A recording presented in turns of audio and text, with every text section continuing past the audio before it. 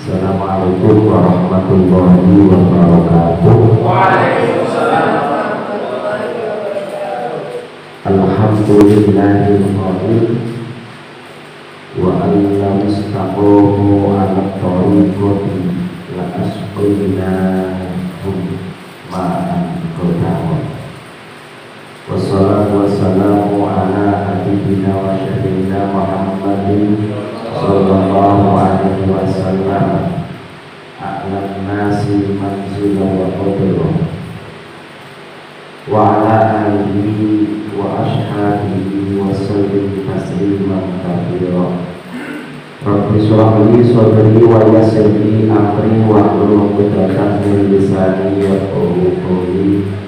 Raditu billahi rabban wa bil islami dina wa bi Muhammadin nabiyyan wa rasulah.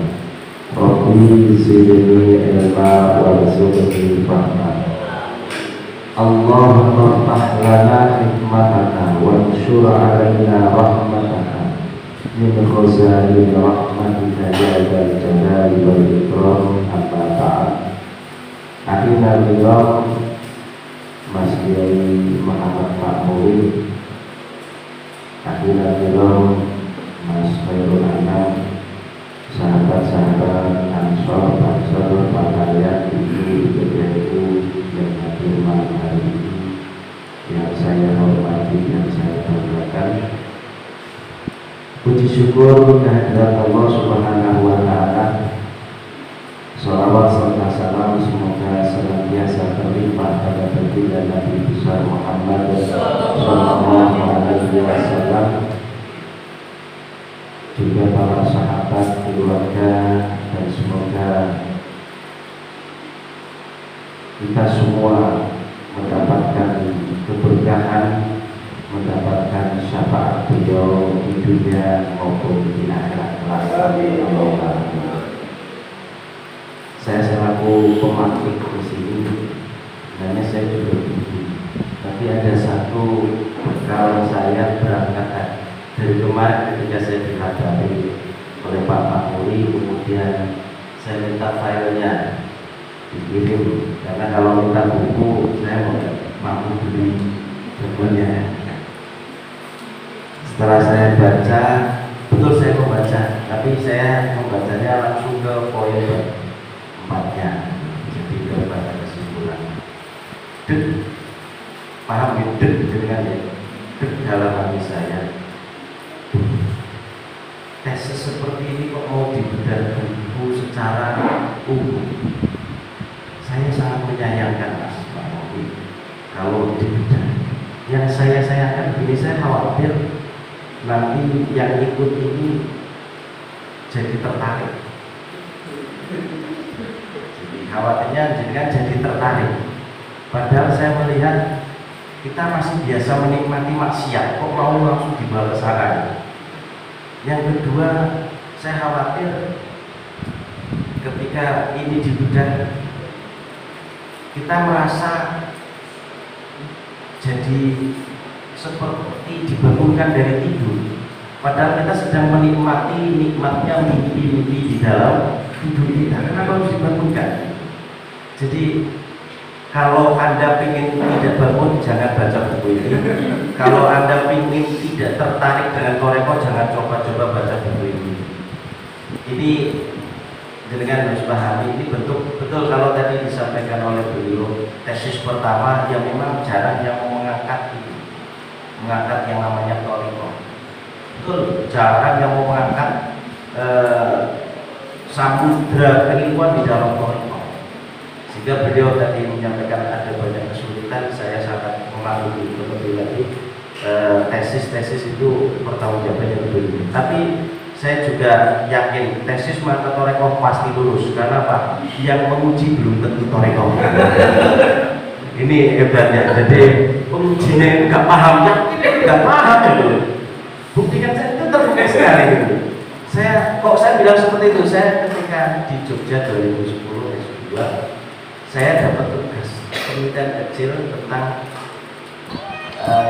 nasionalisme kaum Toreko, nasionalisme kaum tarekat. Itu inti poinnya ada pada bagian itu. Kemudian orang banyak berpikir, masa iya orang tarekat memikirkan negara gitu.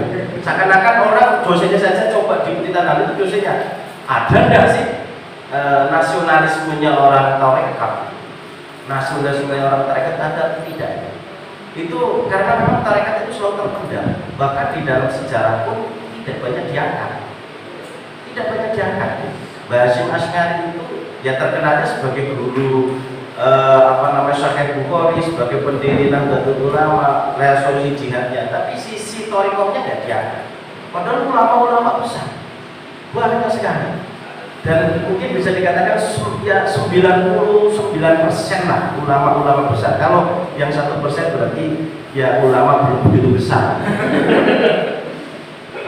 Satu hal yang saya tertarik dengan ini, saya berharap sekali buku ini jangan jadi tesis, ini jangan ditesiskan saja, tapi dibutuhkan dalam wujud yang lebih praktis. Dalam arti ya kalau tadi disampaikan itu, kalau kita memang bagi yang memahami ilmu itu senang membaca tesis daripada baca buku. Tapi bagi kita penikmat itu lebih suka membaca buku. Ini bedanya antara koki dan penikmat. Kalau koki itu suka bagaimana proses itu terbentuk menjadi sebuah kesimpulan natijah seperti itu. Tapi betul, thariqah itu kalau nggak dibukukan itu bisa mirip seperti apa ya, kisah-kisah dongeng, kemudian sesuatu yang ya ibaratkan itu hanya untuk tombol orang-orang yang wis kadung lara, desa, bodoh, wes dihibur dengan thariqah. Akhirnya kesannya thariqah itu adalah hiburan untuk orang-orang bodoh. Makanya jarang kemudian orang itu pingin thariqah. Masa S2 kok thariqah? Kampungan. Thariqah itu kan orang-orang desa. Masa orang kota thariqah? Masa pejabat thariqah? Thariqah itu kan hiburan untuk orang-orang yang cari uang sudah susah, keluarga banyak persoalan. Nah ini hiburannya adalah pikirannya gitu. Tapi tadi ada satu latar belakang yang menurut saya menarik. Memang ini semakin saya pernah baca bukunya betul, dan saya masih punya bukunya, teori sosial modern. Itu karena saya agak beda dengan beliau, itu saya bilang apa konsentrasinya.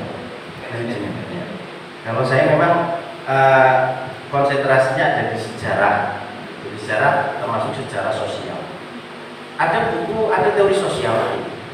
Semakin maju, semakin modern, semakin maju teknologi, maka kebutuhan akan spiritualitas itu semakin besar.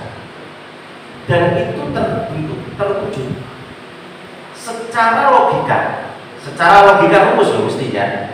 Semakin modern orang itu semakin meninggalkan model dikir sing koyo ngoten niku. Karena apa? Menyanyiakan waktu.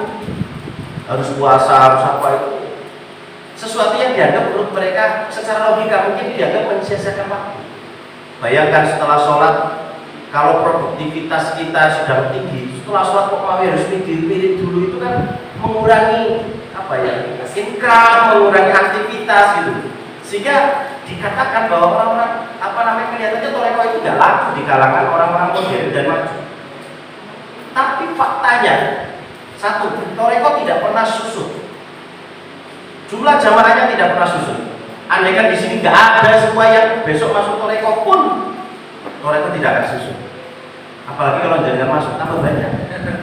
Ini satu. Yang kedua, negara itu semakin teknologinya maju, kebutuhan akan spiritualitas itu tinggi, kepada keagamaan ini lah, kerohanian itu semakin tinggi. Kenapa? Dulu orang menciptakan teknologi tujuannya untuk memudahkan hidup. Rata-rata itu orang menciptakan namanya Android supaya hidup menjadi lebih mudah. Tapi setelah terbentuk Android, sudah tercipta Android, bukannya manusia menjadi tuan dari Android, tapi malah manusia menjadi hamba dari Android. Yang tidak enaknya itu jadi hamba. Yang tidak enak menjadi hamba. Maka bayangkan ketika kita pergi, HP-nya ketinggalan di rumah. Masya Allah, itu lebih sengsara daripada ketinggalan istri di rumah.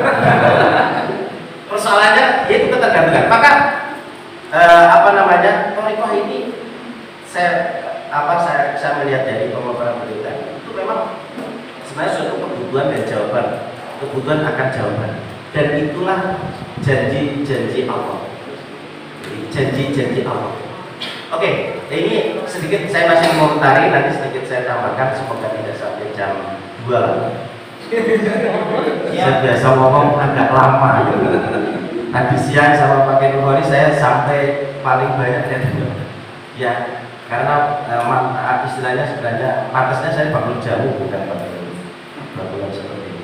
Baik, di tesis tadi ini memang mengambil sebuah kesimpulan itu memang melalui proses analisis namanya, dan itu saya kira cukup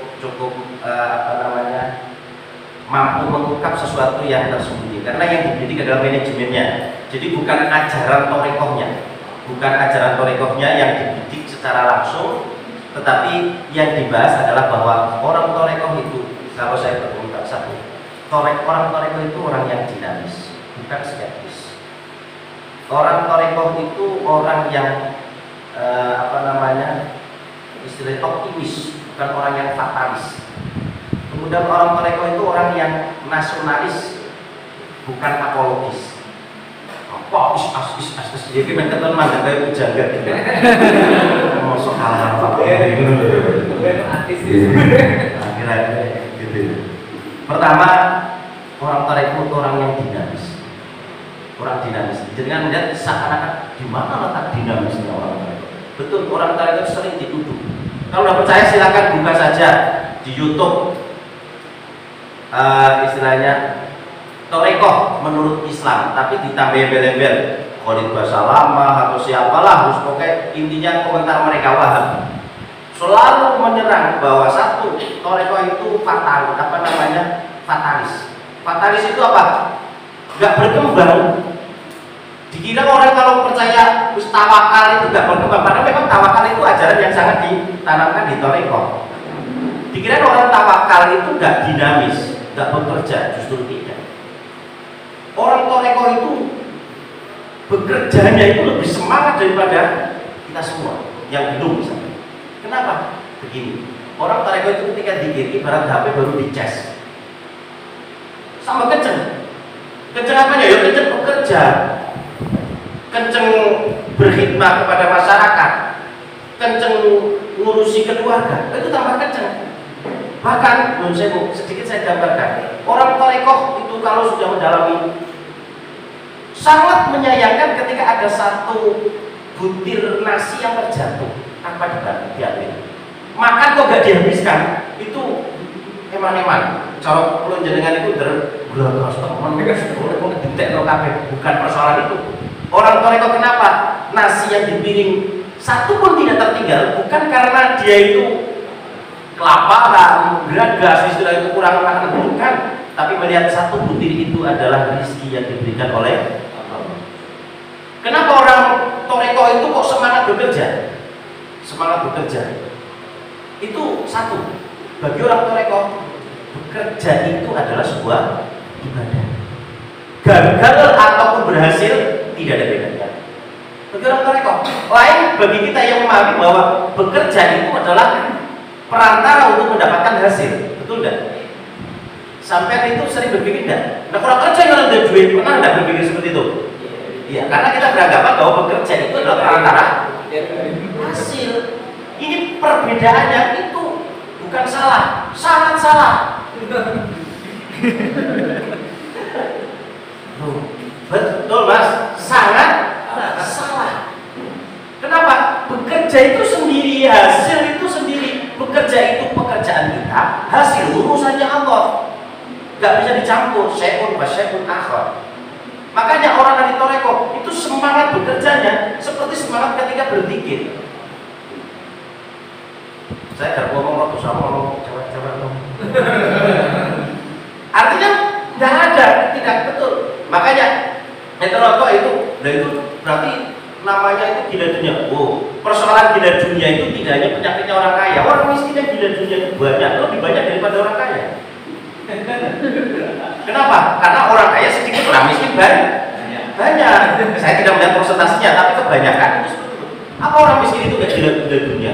Sebenarnya dia itu gila dunia, dia itu nggak rela miskin, tapi terpaksa miskin. Beda loh, orang rela miskin sama terpaksa miskin. Dan rata-rata kita itu terpaksa miskin. Aduh, dari mau miskin gitu loh. Makanya kemudian sebenarnya persoalan hubud dunia, cinta pada dunia itu bukan hanya mengidap atau menjangkiti orang kaya, orang miskin yang gila-gila itu banyak. Dan itu bahaya. Kenapa? Wis gemblung dunia kerja dan nemen tetap baik miskin. Itu kan repot mas. Nah, kembali ke persoalan tesis ini. Jadi satu, orang toreko itu orang dinamis. Orang dinamis. Justru kita itu semakin tambah semangat. Kenapa? Setiap kali kita mencangkul, meskipun lisan kita nggak mengucapkan Allahu Akbar, Subhanallah atau apa dikir, tapi mencangkul kita adalah pekerjaan saya sedang beribadah. Kenapa? Dia selalu melihat pekerjaan itu sebagai sebuah ibadah. Gak ada aktivitas manusia bukan sebuah ibadah. Yang kedua, orang tarekoh itu adalah orang yang optimis, bukan orang yang pesimistis. Pesimis itu enggak, dia optimis. Kok optimis? Sampai pernah pesimis? Sering apa pernah? Sering. Pesimis itu gak percaya diri, gak percaya diri. Ketika kita berubah gak percaya diri, jangan-jangan gak sembuh. Ketika kita bekerja, jangan-jangan hasilnya nggak seperti yang kita harapkan. Ketika kita memilih calon istri, jangan-jangan jawabannya apa jerone. Ya jangan-jangan itu kan banyak. Kita sering pesimis, melakukan suatu pesimis. Kenapa kita pesimis? Karena merasa bahwa dunia ini urusan kita itu yang mengatur kita. Dalam toreko tidak. Urusan kita yang mengatur adalah Allah. Kenapa manajemen kita rusak? Karena manajemen kita. Pekerjaan kita jarang membuahkan hasil, jarang memberikan ketenangan atau urusan kita kok gak rampung-rampung karena kita mengatur itu. Padahal kalau kita masuk ke toreko nanti dipelajari. Segala urusan itu bukan sebenarnya titik poinnya adalah la haula wala quwwata illa billah. Maka kemudian di sini timbul optimisme seorang ahli toreko bahwa urusan saya itu yang ngatur bukan saya, itu aturannya Allah. Nah itulah di situ dia muncul tawakal. Tawakal itu bukan tanpa usaha. Tawakal itu dia berusaha, tapi dia yakin bahwa Allah yang mengatur. Nah karena Allah yang mengatur, Allah nggak pernah salah dalam mengatur. Pernah dalam sejarahnya atau tertulis Allah salah mengatur? Nggak pernah. Dan aturan Allah itu selalu ada. Omongan seperti ini mungkin kalau dibuat motivasi itu bagus. Sebenarnya itu ada makolahnya daripada seorang ahli tasawuf yang juga penyusun kitab Al-Hikam. Beliau adalah Syekh Tajuddin Ibnu Athaillah As-Sakandari, mursyid Thariqah Syadziliyah. Sedikit saya sambil mengetahui Syadziliyah. Kalau Syatoriyah itu pertama kali yang membawa ke Nusantara tahun 1664, yaitu namanya Syekh Abdul Rauf Sikil dari Sikil atau dikenal dengan Syekh Kuala. Itu beliau yang pertama kali membawa Nusantara. Beliau adalah murid dari Syekh Ahmad Al-Musyaisi dan Syekh Muhammad Nurani yang mengambil torekohnya. Baru setelah dari beliau itu tersebar di Nusantara, itu Syekh Abdul Rauf Sikil di silsilah insya Allah ada. Karena saya dikit-dikit sejarah. Satu contoh, kemudian ada torekoh yang namanya torekoh yang masyhur itu kan memang tertua itu torekoh Syatoriyah yang pertama kali dibawa. Kalau yang dibawa oleh para wali songo itu kebanyakan juga Syatoriyah. Kemudian ada torekoh Khalwatiyah yang dibawa oleh Syekh Yusuf Al-Makassari, Makassar, tapi makamnya di Katkowen di ujung Afrika Selatan. Ada tempat namanya Makassar di sana. Karena apa? Dulu Syekh Yusuf Al-Makassari pernah dibuang oleh Belanda ke sana. Itu kemudian dibuang di sana malah bisa sampai di sana mengislamkan di satu distrik.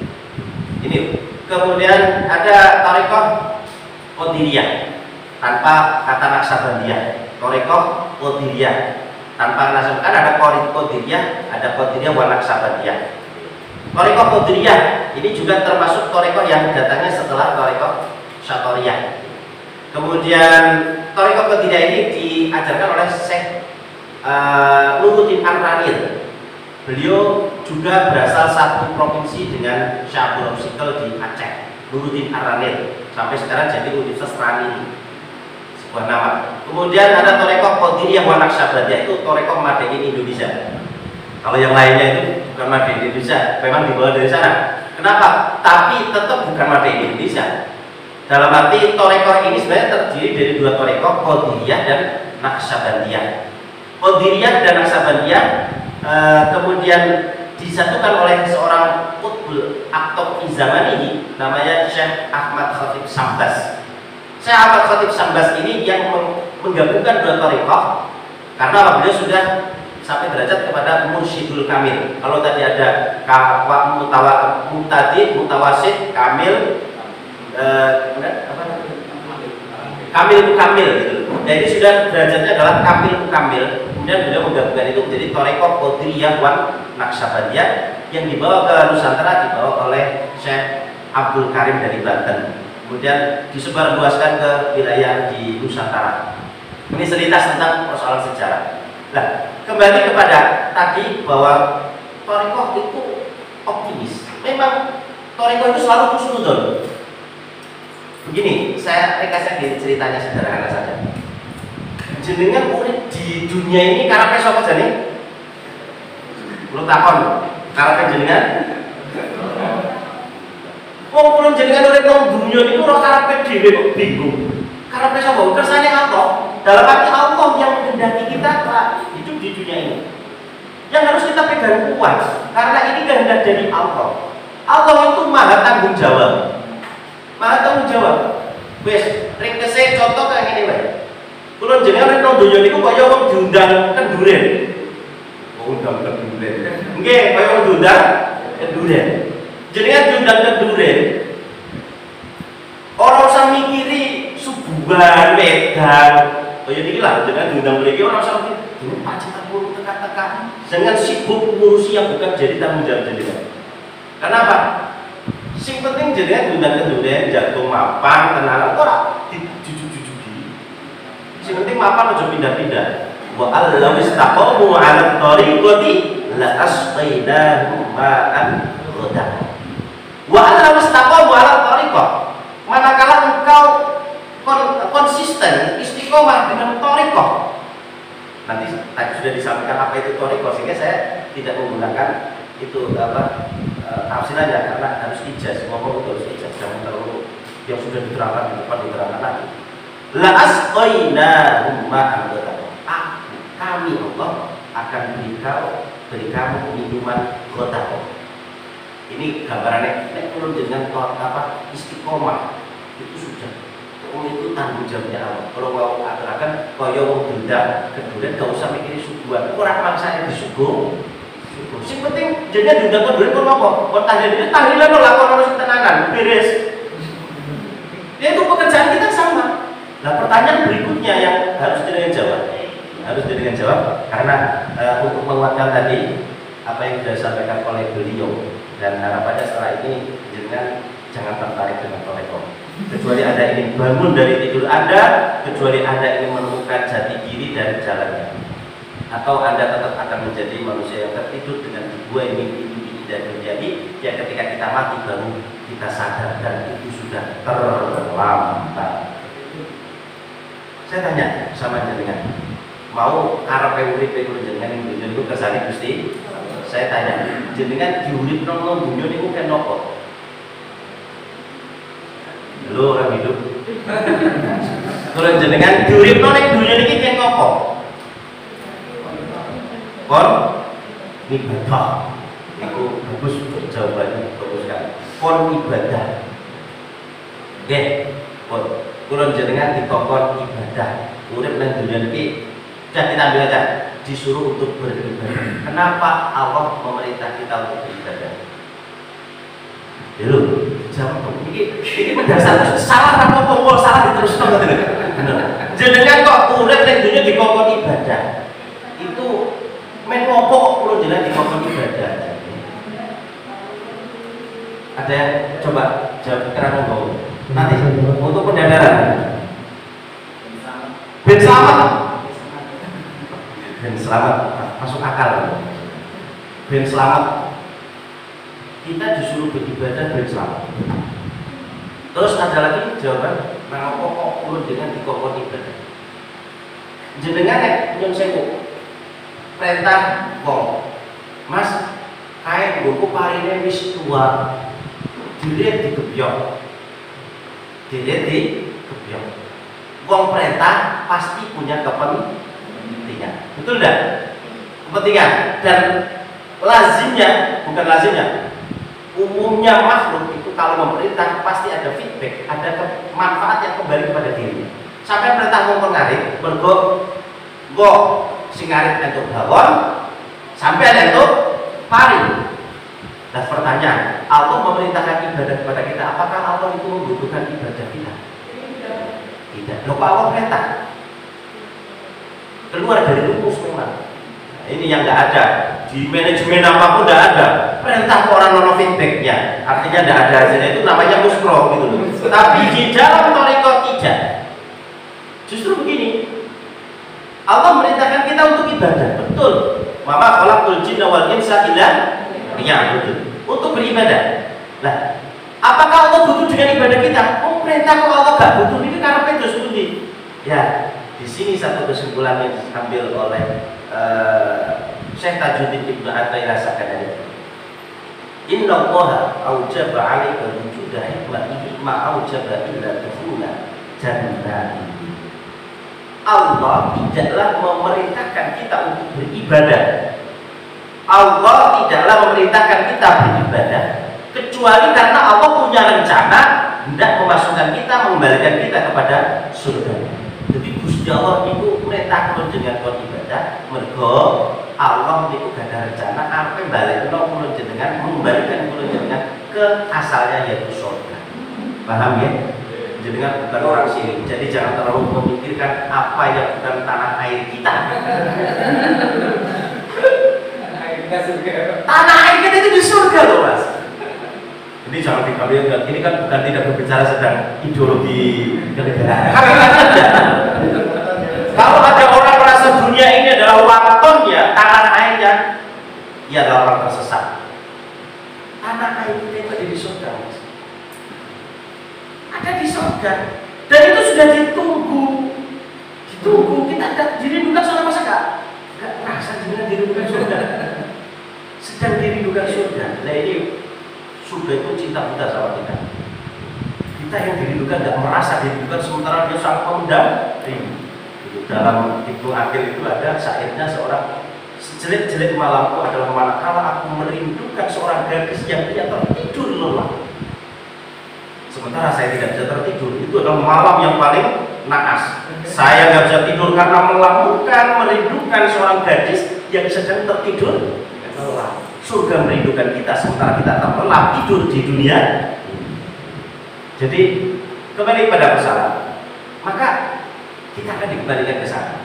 Ingat, kita sering membaca tarjih inna lillahi wa inna ilaihi raji'un. Kita itu milik Allah dan akan kembali pada Allah.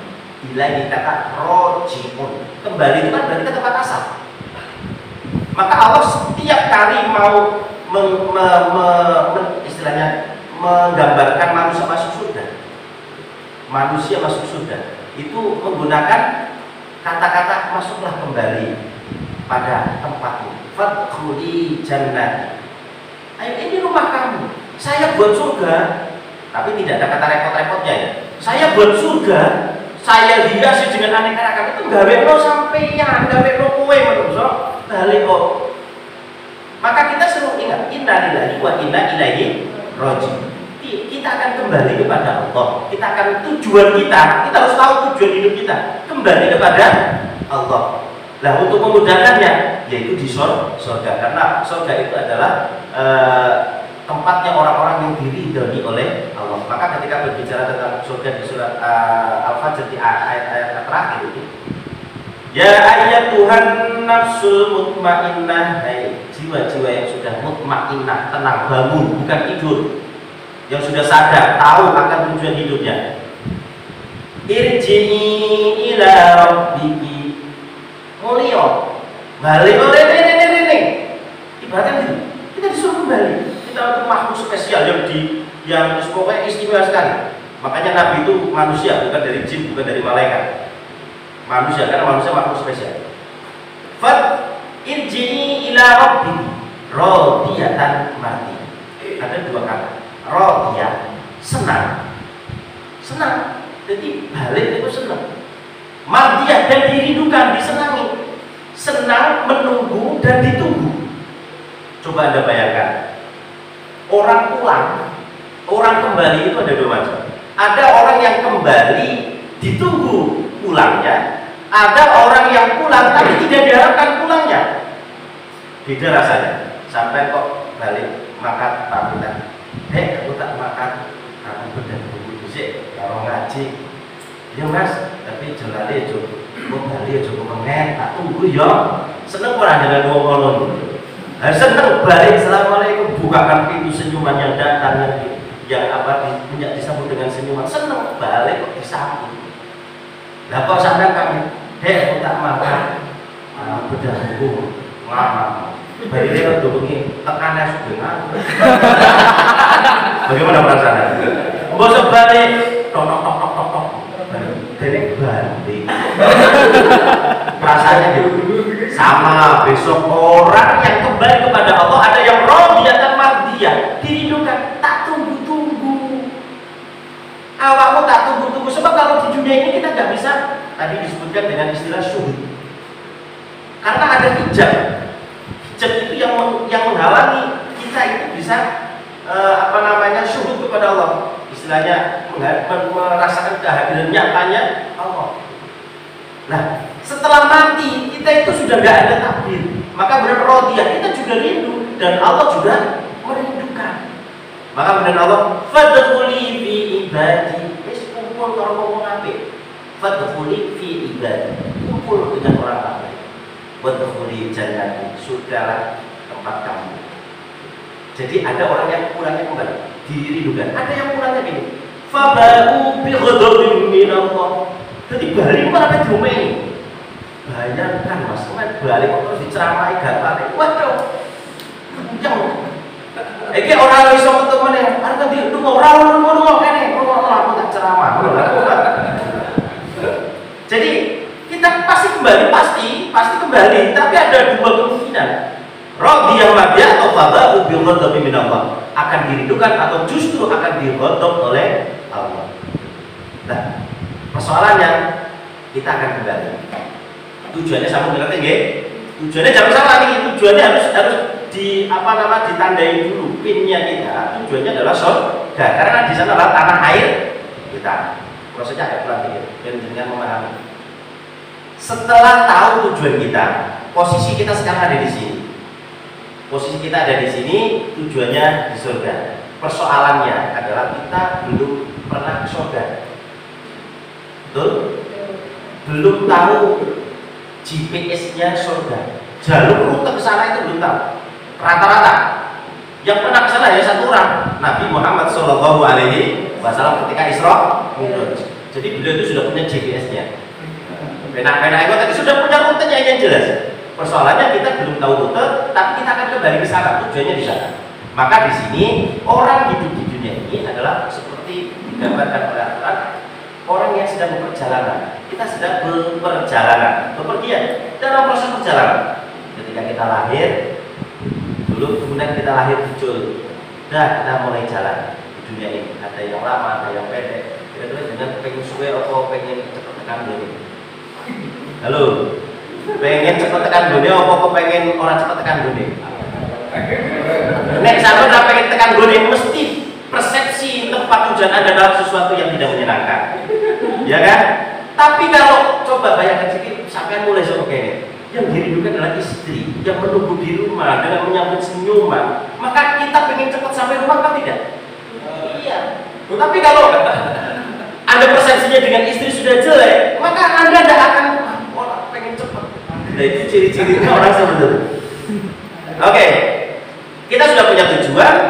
Sekarang posisi kita ada di sini. Di dunia ini adalah real, nyata, kenyataan.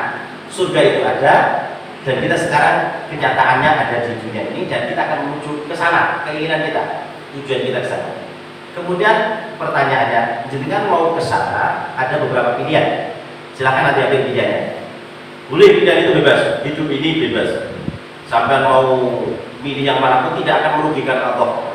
Tidak ada sama sekali. Tadi saya katakan kalau perintah ibadah itu orang butuh ibadah, sehingga persoalan ini pilihan hidup panjenengan semua. Satu, untuk menuju sekarang kurang contoh akan kemana? Jakarta. Tujuannya ini Jakarta. Untuk menuju ke Jakarta, jenengan punya pilihan. Silakan jalan kaki, naik mobil pribadi, atau naik kendaraan kereta api. Bis contoh kemana kalian? Milih sing putih jenengan. Bis milih salah apa Mas? Pribadi ya. Jalan kaki. Oh, kereta api.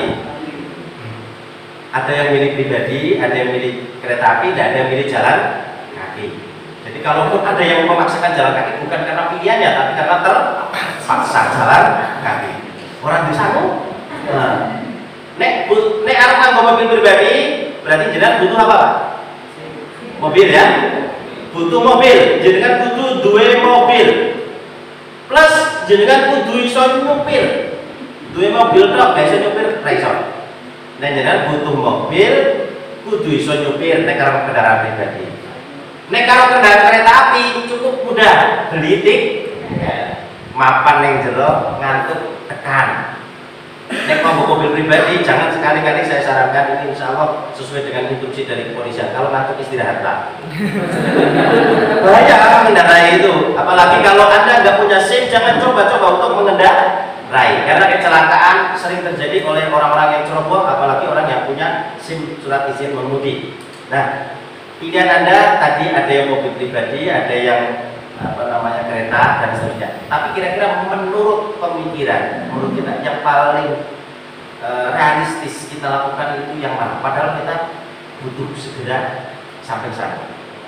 Naik kereta, tapi konsekuensinya kita harus beli sama. Kalau jenengan naik kereta api cukup beli tiket, mapan nang jero gerbong, ojo pindah-pindah, ojo medun sadurunge tek. Nah, ojo terus mobil kereta api baru sampai Kroya berhenti terus sampai wis tekan yo medun lagi sih bahaya. Maka Anda harus duduk tenang di sana, yang penting sudah beli tiket. Terus ikuti instruktur dari kondektor atau istilahnya apa ya? Yuk silakan duduk yang tenang. Jangan buang sampah sembarangan. Nikmati perjalanan ini dengan senikmat-nikmatnya. Yang penting jangan mencoba tangannya keluar ke jendela karena berbahaya. Ini instruksinya harus taati. Insya dengan sampai sana nyaman, sampai tujuan. Tidak harus beli SIM, tidak harus beli kendaraan sendiri. Karena beli kendaraan sendiri juga mahal. Walaupun sekarang pajak kendaraan, pajak mobil baru agak diturunkan khususnya untuk Toyota. Promosi Toyota. Kalau Anda mau naik kendaraan pribadi silakan, dan itu hak Anda. Tapi syaratnya jangan harus punya mobil. Nek urut di mobil harus punya mobil plus bisa nyopir. Iya. Dan tahu rute, nah ini persoalannya, persoalan tahu rute. Tahu rute. Nah kemudian yang sudah jalan kaki. Yang ketiga itu jalan kaki. Jalan kaki itu juga banyak. Jangan pikiran, mungkin pikiran jangan itu paling banyak mesti naik kereta kuda. Banyak yang memilih jalan kaki. Kenapa? Orang yang pakai jalan kaki itu kalau kesel nggak usah sampai tujuan balik aja. Gitu ya. Atau kemudian ya sudah tujuannya di situ aja. Tujuannya sesampainya itu. Hidup itu juga sama. Kita tujuannya di surga. Pilihan kita. Silakan. Hidup tanpa bantuan orang lain. Wes, aku karep bayar pernah ora ya pernah. Sepenting pasti akan sampai ke sana. Apa pasti kita akan berjalan, tapi jalan kita gak gendang. Sampai nanti Jakarta. Lo kok mengintan? Alas sepenting kan laku. Sampai nggak ke Jakarta mengintan karpet. Aku sepenting karena melaku letan lo. Sore-sore melaku belum silo. Sama aja orang. Dan apa kok sampai pengen menuju surga kok orang ibadah? Ibadah apa deh? Ini sama orang seperti itu. Mau tujuannya ke sana, tapi nggak mau diarahkan ke sana. Itu biasanya berjalan kaki. Karpet dewi, sakarpet. Dan ada orang yang hidup di dunia ini seperti pejalan kaki yang semuanya sendiri, tidak tahu arah, yang penting melakukan. Ada yang pakai mobil sendiri. Siapa? Yo seperti Imam Syafi'i, ini pakai mobil sendiri. Beliau punya kendaraan namanya Madzhab Syafi'i. Syekh Abdul Qadir Jilani, Syekh Abdul Asy'ari ya. Syekh Abdul Asy'ari punya kendaraan sendiri. Beliau itu kaya, bisa punya kendaraan sendiri. Dan dia nyupir tahu jalan.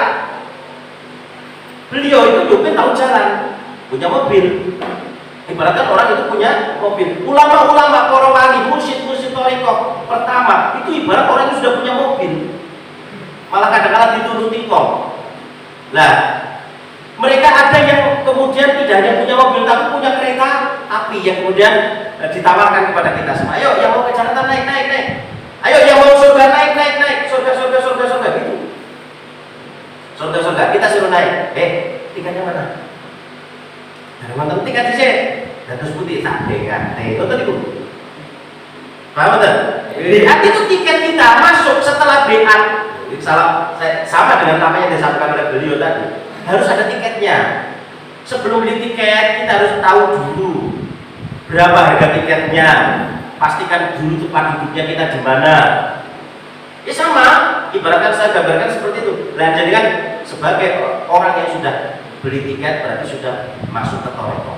Kalau sudah masuk, mapan mau ke jero thariqah, ikuti instruksi dari pemilik gerbong ini, yaitu para mursyid thariqah yang mengajarkan kita. Tadi di situ. Maka ini sintesanya seperti itu.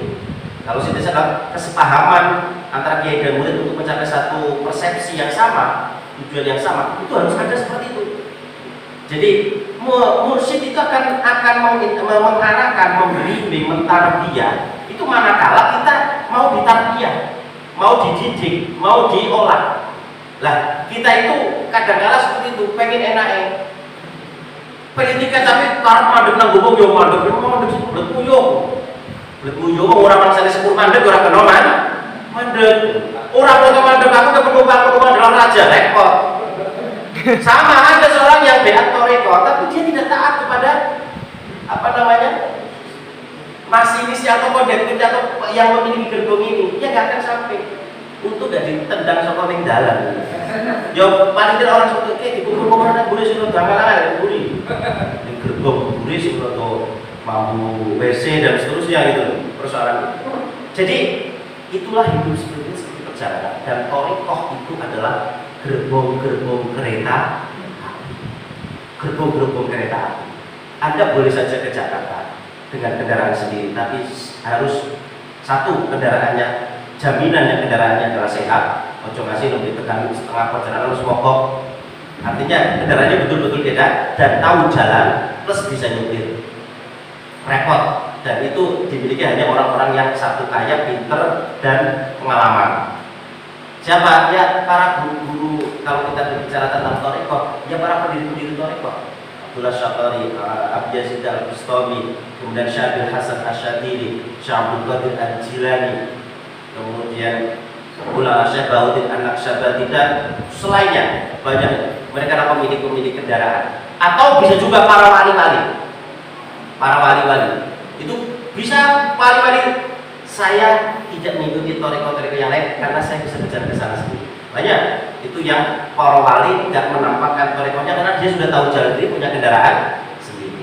Nah persoalannya jenengan punya apa tidak? Persoalannya itu, persoalan punya enggak? Kita kira jenengan tahu jalannya surga, tapi saya tahu jalannya dalam sing nekak lo tekan swarga. Dokteran swarga sholat apa mau sholat mesti lebih swarga. Tidak tentu sholat itu harus kategorinya, kriteria kan macam-macam. Ini persyaratannya. Sampai sudah bisa nyupir sendiri apa tidak? Kendaraan sudah punya misalkan, tapi nggak bisa nyupir sendiri juga nggak boleh. Artinya secara umum orang sekarang itu satu nggak bisa berjalan sendiri, maka hanya tinggal ada dua opsi: hidup jadi gelandangan dengan jalan kaki, atau Anda menjadi orang mulia dan nyaman dengan naik kereta. Artinya ikutlah kepada thariqah. Apa berat? Tidak. Apa berat? Tidak berat. Kenapa?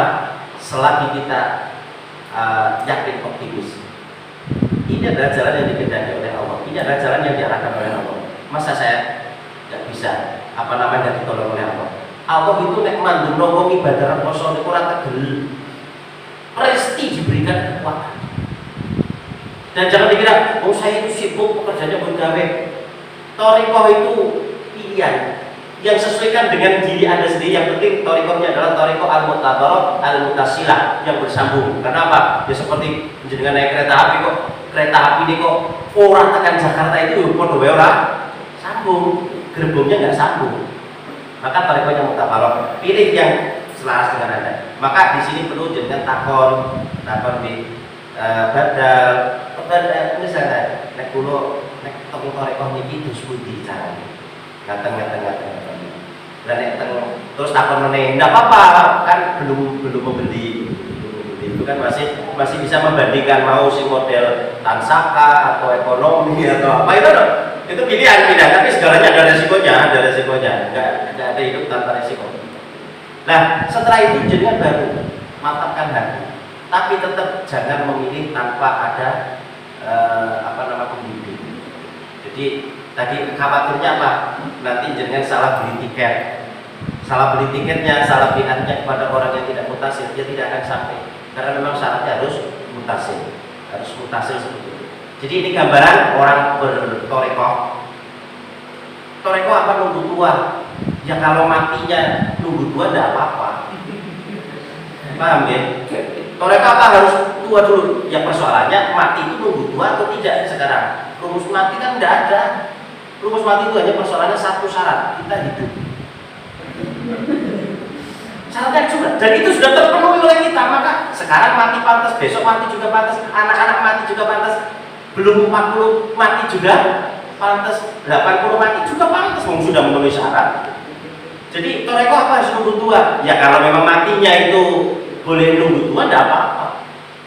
Terus yang kedua, thariqah itu apa selalu meninggi dengan yang namanya dzikir. Jangan kok koyo anti dengan dzikir atau katanya dzikir itu berat sekali. Dzikir itu berat sekali.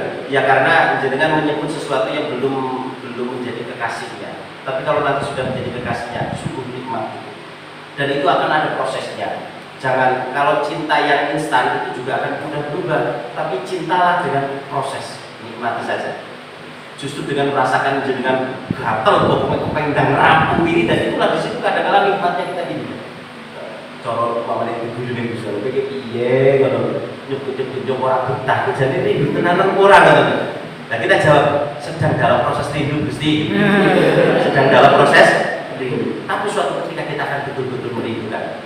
Betul dan itu adalah salah satu keistimewaan orang itu apa? Manakala dia mati, manakala dia akan mati, maka disitulah dia akan betul-betul mengalami puncak kerinduan. Maka banyak orang-orang yang ahli thariqah betul, tapi betulan itu ketika meninggal dunia itu mukanya berseri, mukanya cinta. Dan satu hadis yang saya kira mungkin dengan itu gak akan bisa mencerna dalam hati kok bisa ya, yaitu sabda Rasulullah SAW, al-mautu tuhfatul mu'min, penutup, al-mautu tuhfatul mu'min, mati itu adalah hidangan sajian dari Allah untuk orang mukmin. Mati itu adalah hidangan sajian Allah untuk orang-orang mukmin. Jadi wong mukmin mati itu padha wong disuguhi hidangan yang nikmat. Padahal rata-rata orang mati dengan mati itu takut, benci. Kalau ada persepsinya negatif, kok bisa mati ya? Kok mati loh, kepala tuh mati. Ada seakan-akan mati itu dikonotasikan jelek.